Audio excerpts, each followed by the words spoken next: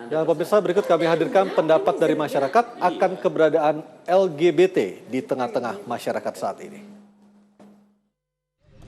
Belum lama ini justru gue punya salah satu saudara mulai terjun ke dunia itu, sementara dia masih tingkat SMA ya. Dan itu sendiri akhirnya keluarga menyayangkan dan kita pulangkan dia ke Ambon. Itu kebiasaan dari kecil kali ya, ibaratnya kayak kena dari kecil gitu, misalkan kayak orang buci lah ibaratnya.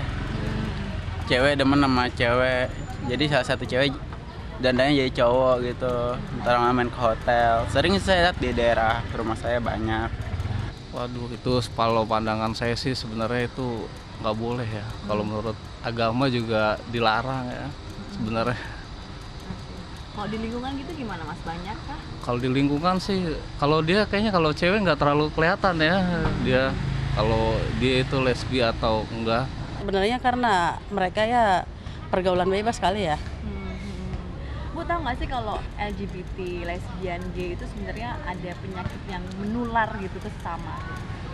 Ya bisa juga ya menular ya, karena gimana ya saya bilang menjelaskannya agak susah juga. Karena lingkungan itu ya. Menurut aku sih mungkin faktor lingkungan juga, tapi seharusnya orang-orang kayak gitu tuh nggak perlu dijauhin, tapi lebih ke pendekatan aja, udah gitu berbicara hati ke hati biar mereka tuh juga nggak ngerasa dijauhin sama lingkungan.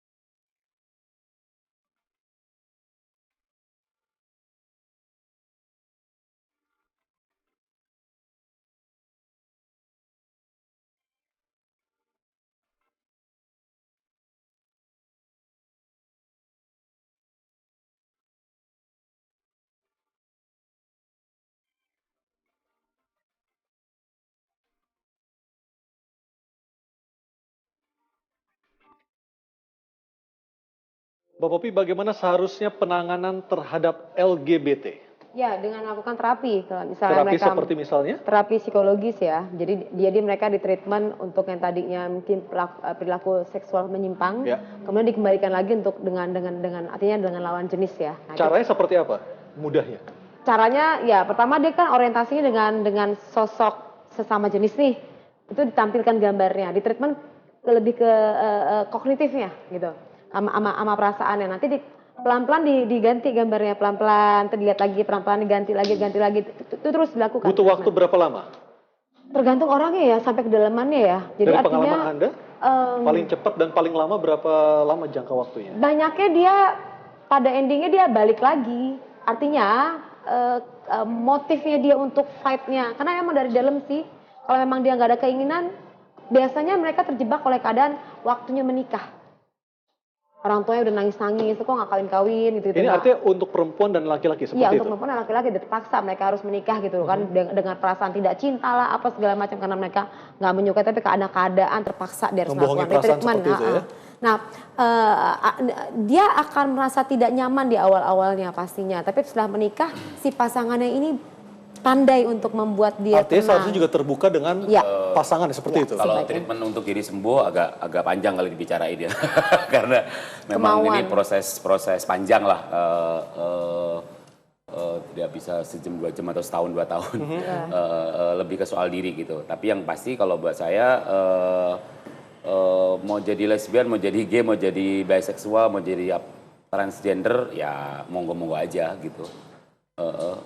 Asalkan catatan tadi adalah tidak melakukan propaganda Asalkan terhadap asalkan anak-anak. tidak kemudian mengajak orang, terus apalagi mengajak orang, terus Apalagi memperbudak anak-anak, kan? orang, apalagi anak-anak, udah Jadi dengan sesamanya untuk aja yang mengikuti dirinya gitu. Paling penting itulah gitu. Baik.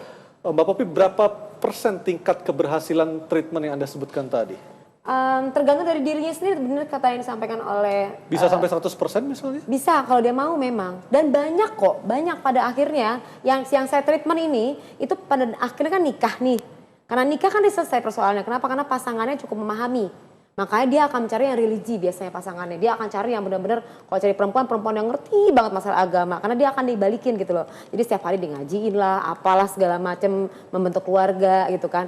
Nah kalau yang perempuan lebih mudah karena dia kan menikah, laki-lakinya yang bisa meliding kan, membimbing gitu loh.